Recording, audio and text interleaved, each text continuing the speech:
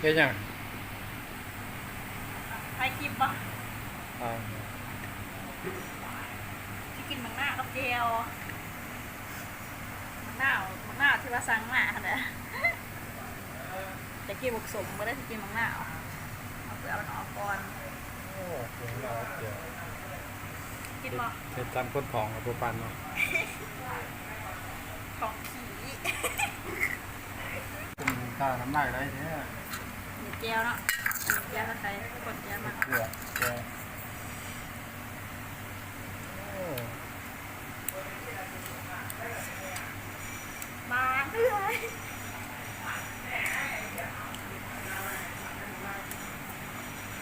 พี่ศิลปะไทยเป็นสินเนาะสบายดีกันวันนี้จะถ่ายคลิปเป็นบอกว่าถึงสบายดีพ่อแม่พี่น้องก็เตี้ยนจะถ่ายสบายดีพ่อแม่พี่น้องเพื่อสุขทุกคนได้เด้อคลิปนี้ก็บริต่างกันอย่างท่าเราพี่น้องน้ำแดงเห็นขอยกินน้ำมันทุกก็ได้เอามาถ่ายก็ได้มาเริ่มมาพี่น้องเริ่มมากินน้ำซอสไข่เด้อ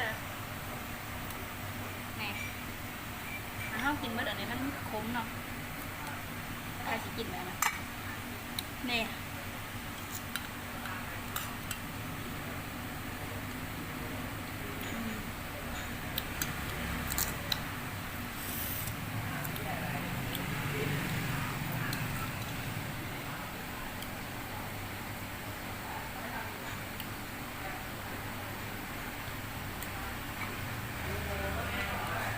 เจียวเบิ้งอะไรเจียวเจียวอะไรบ้าง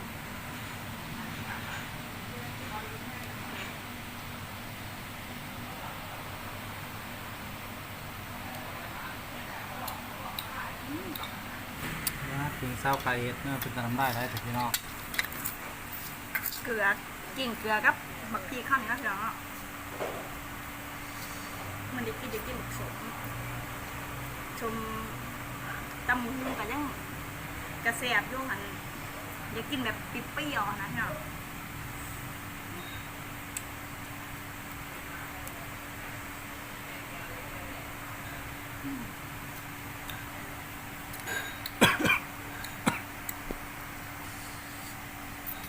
จะน้ำลายได้ครับ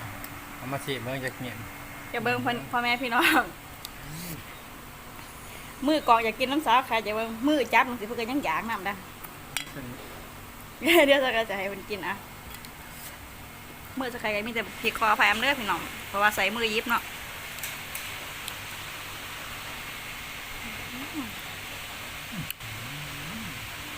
จะไหน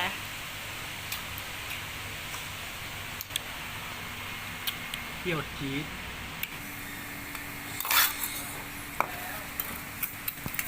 เกลือกินเกลือก็ไม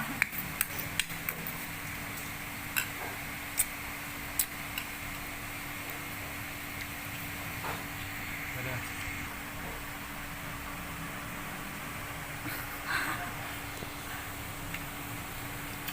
ไม่ได้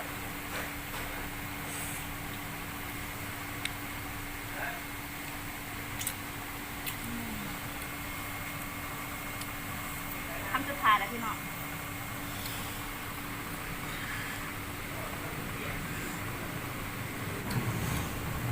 ชวนพี่น้องสำหรับคลิปนี้ถ้าใครกับสิพ่อไว้ชมเองแล้วนะพี่น้องเนาะ